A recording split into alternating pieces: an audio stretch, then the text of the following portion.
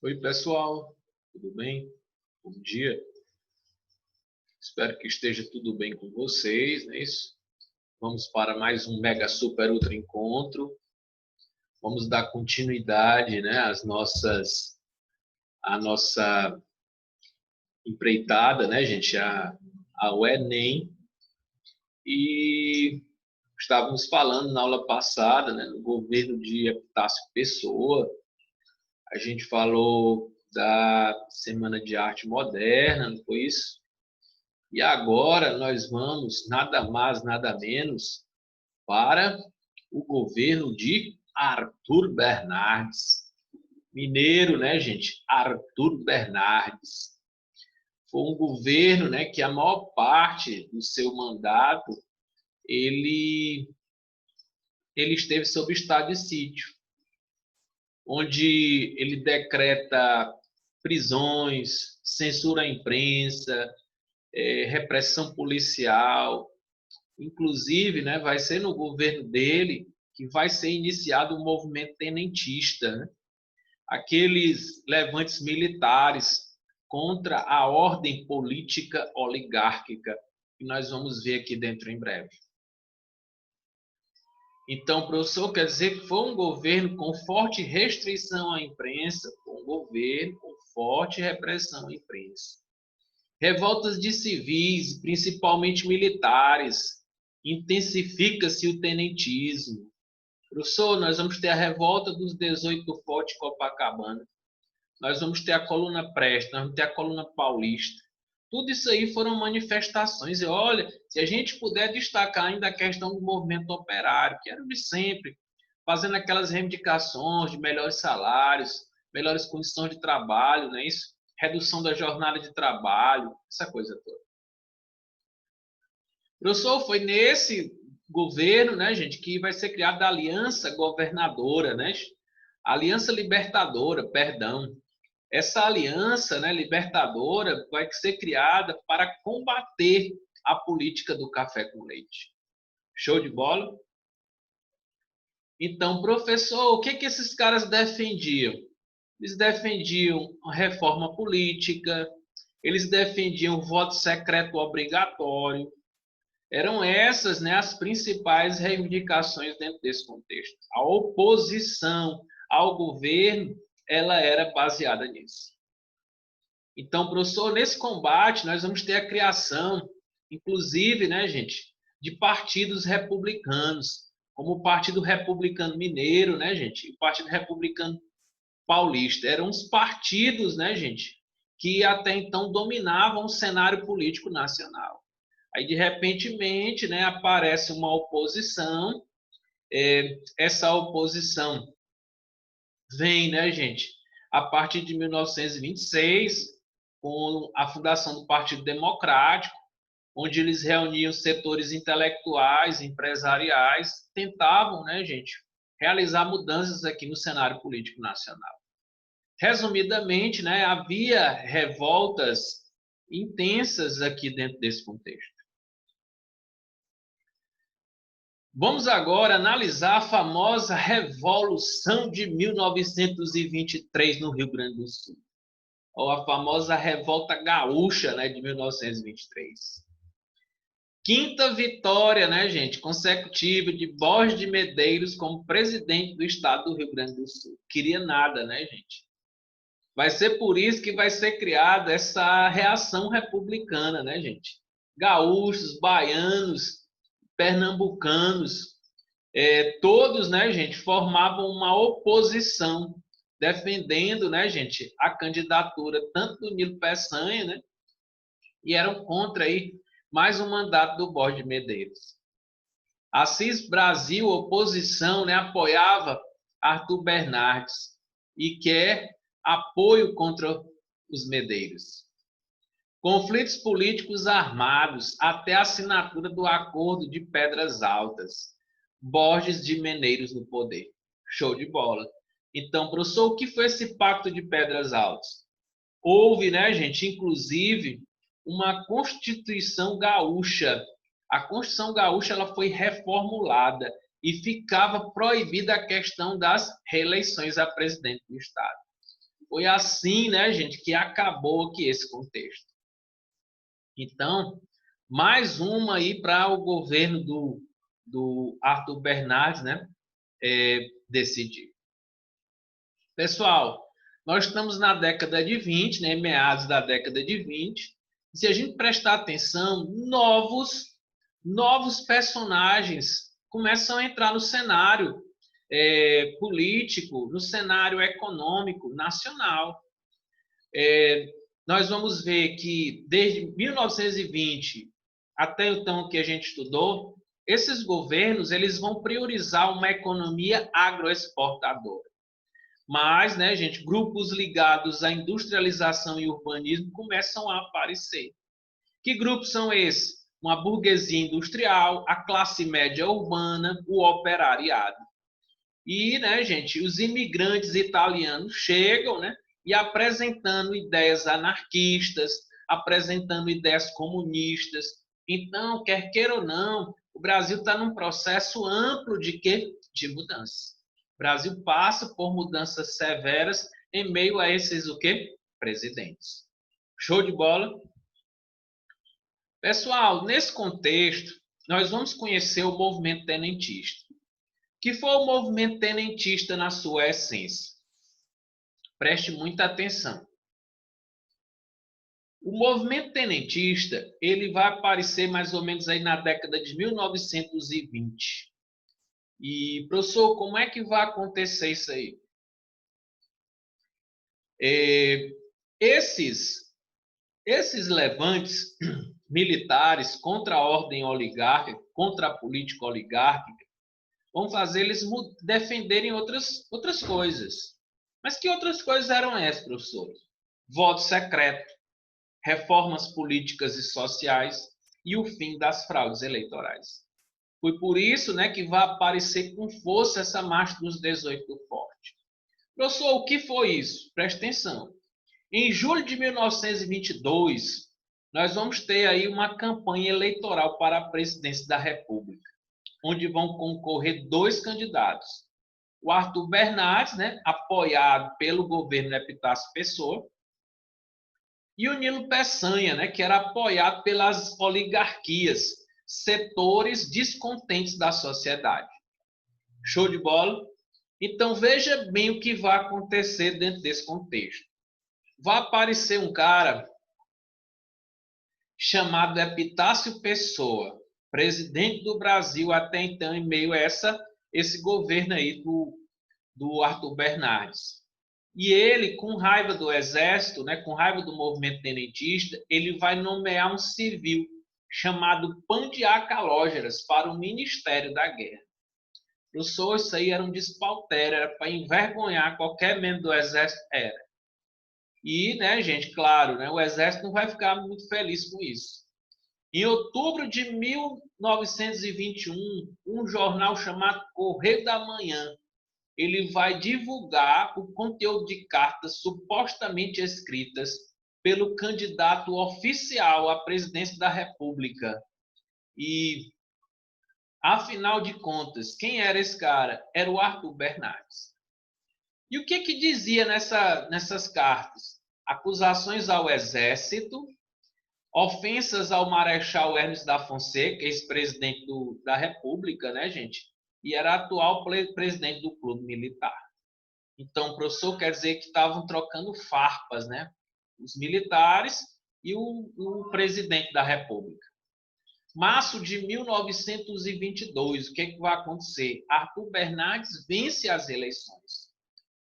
Vence as eleições presidenciais, mas a posse fica marcada para novembro. Por isso que a Revolução estoura. Aí o que acontece? Hermes da Fonseca, indignado, fez duras críticas ao presidente Epitácio Pessoa, devido à sua intervenção na disputa sucessória no governo de Pernambuco. Aí o presidente se indignou, mandou fechar o clube militar e mandou aprisionar o marechal. Então, jovens oficiais descontentes já com a vitória de Arthur Bernardes começaram a planejar um levante para tentar impedir a posse do novo presidente. Então, esse movimento ele vai estourar em diversos quartéis, principalmente no Forte Copacabana. O lugar foi cercado, foi bombardeado por tropas, né, governistas, onde nós vamos destacar a liderança, né, dos revoltosos, como sendo, né, gente, o capitão Euclides Hermes, o tenente Siqueira Campos. Era no total de 301, só sobraram quanto? 29.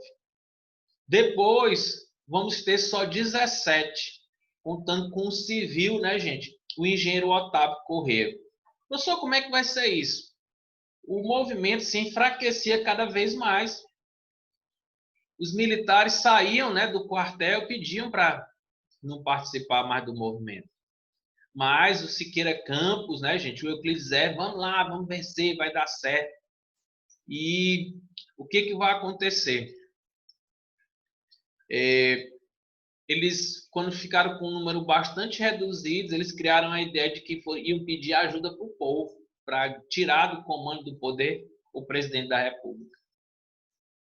E aí eles começaram, né, uma marcha nas ruas e somente o engenheiro Otávio Corrêa, né, entrou no movimento. Resultado, né, houve a rendição do capitão Euclides Hermes, pegou muitos tiros, viu, gente? E o Siqueira Campos ele teve grande popularidade depois desse evento. Então, professor, deu certo a revolta dos 18 do Forte Copacabana? Não. Pessoal, no governo do Arthur Bernardes, né, gente, que vai vencer essas eleições, ele foi um presidente que vai ter que governar de forma autoritária. Censura a imprensa, decretou estado de sítio, suspensão constitucional e perseguições políticas. Mas você pode observar que o governo dele foi muito complicado devido a essas revoltas do que? Tenentistas. Professor, afinal de contas, esse tenentismo, né, a gente começa a trabalhar a questão da revolta dos tenentes de São Paulo. Liderados pelo general Dias Lopes, eles ocuparam a capital paulista e enfrentaram, né, gente, o governo apresentando reivindicações como o voto secreto e a obrigatoriedade do ensino primário. Preciso nem dizer, né, gente, que eles foram perseguidos e tiveram que fugir. Eles vão, né, gente, para o sul, vão se juntar à coluna de Luiz Carlos Prestes, mais conhecida como a coluna Prestes. Vão se juntar ali na região do Foz do Iguaçu, no sudeste, né, gente, no sudoeste do Paraná. E aí, com a adesão de Luiz Carlos Prestes, eles vão atuar ali pelo Rio Grande do Sul, vão para o Paraná, e vão se juntar com a coluna paulista e vão tentar um objetivo. Qual era o objetivo? Combater o governo e estimular a revolta popular. Tanto, né, gente, que esses caras eles vão percorrer inúmeros estados.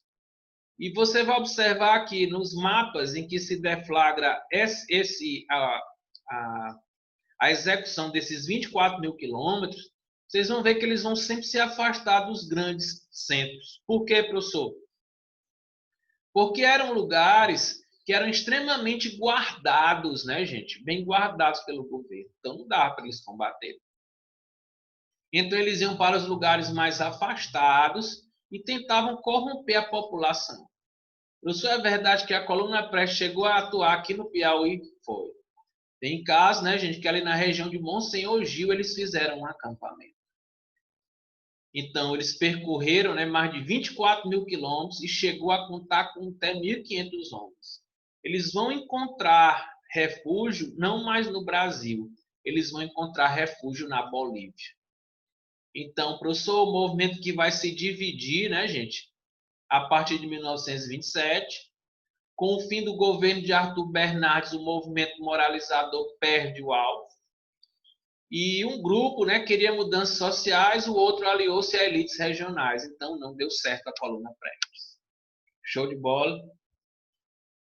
Vamos aí para mais um mega super o quê? Presidente. Professor, que super ultra presidente é esse? Vamos analisar o último aí. O Washington Luiz, o último presidente da República Velha. O senhor vai governar de 1926 até 1930. nós vamos ter a continuidade da política dos governadores, né, gente? E ele tinha um lema para governar. Governar é abrir estradas. Vai abrir estradas como a rodovia Rio-São Paulo. Primeira coisa que ele vai fazer é suspender o estado de sítio, né, comandado aí pelo Arthur Bernardes, restauração das liberdades civis e de imprensa e libertação de presos políticos. Com esse fim do estado de sítio, né, gente, ele se mostrava ser um governo bonzinho, mas ele logo vai criar essa lei acelerada. Professor, o que seria essa lei acelerada? Permitia a repressão às atividades políticas e sindicais, impunha censura à imprensa e restringia as reuniões de cunho político-social. Está aí, professor. Então, quer dizer que ele disse uma coisa, mas ele terminou fazendo o quê? Outra. Então, a repressão vai continuar? Vai. O lema do seu governo, como foi colocado anteriormente, governar é abrir estradas, né, gente? Era a proposta de desenvolvimento para o país. Eita, se a gente tivesse ido para a ferrovia e para, né, o transporte fluvial, o Brasil hoje viveria outros grandes momentos. Vamos ter várias rodovias aí que vão ser projetadas. Reforma monetária, né, gente, financeira. Mas, com essa crise de 1929, o governo dele fora extremamente o quê? Abalado. Professor, o governo dele foi abalado? Foi. E logo em seguida nós vamos ter a quebra, né, gente, da política do café com leite. O Washington Luiz, ele deveria apoiar a candidatura de Minas. Então, ele deveria apoiar um candidato mineiro que deveria o quê? Sucedê-lo. E ele não vai fazer isso. Ele vai optar pelo candidato, né, paulista Júlio Prestes, de São Paulo. Então, professor, bem aí, o senhor está me mostrando que a política do café com leite estava sendo o quê? Rompida. Então, professor, a oposição, a insatisfação, né, com a atitude do presidente fez com que eles criassem, né, a Aliança Liberal. A Aliança Liberal seria uma oposição ao governo de Washington Luiz, onde, né, gente, eles vão reunir oligarquias de Minas Gerais, Rio Grande do Sul, Paraíba, além de outros grupos sociais descontentes com os cafeicultores. Nessa aliança, nós teríamos, né, a candidatura de Getúlio Vargas, candidato a presidente, e o João Pessoa, candidato a vice. Seria a aliança, né, liberal. Mas, né, gente, o que vai acontecer? Não vai ter jeito, né? Contra a máquina administrativa, o candidato Júlio Prestes ele vai vencer as eleições. Além do apoio do Washington Luiz, ainda nós tínhamos a fraude, nós tínhamos o voto de cabresto, nós tínhamos vários fatores que sempre levavam à vitória dos candidatos a presidente. E aí, professor, o que vai acontecer? Nós vamos ter o assassinato de João Pessoa. E isso, né, vai levar a toda a força vai ser colocada a culpa em cima dos cafeicultores. Na verdade, né, gente, ele foi assassinado pelo João Dantas, né? O João Dantas, na verdade, o João Pessoa tinha um caso, né, com uma mulher casada, e nesse tempo tinha a questão daquela lei, né, de defesa da honra. E ele estava saindo de uma padaria quando foi alvejado.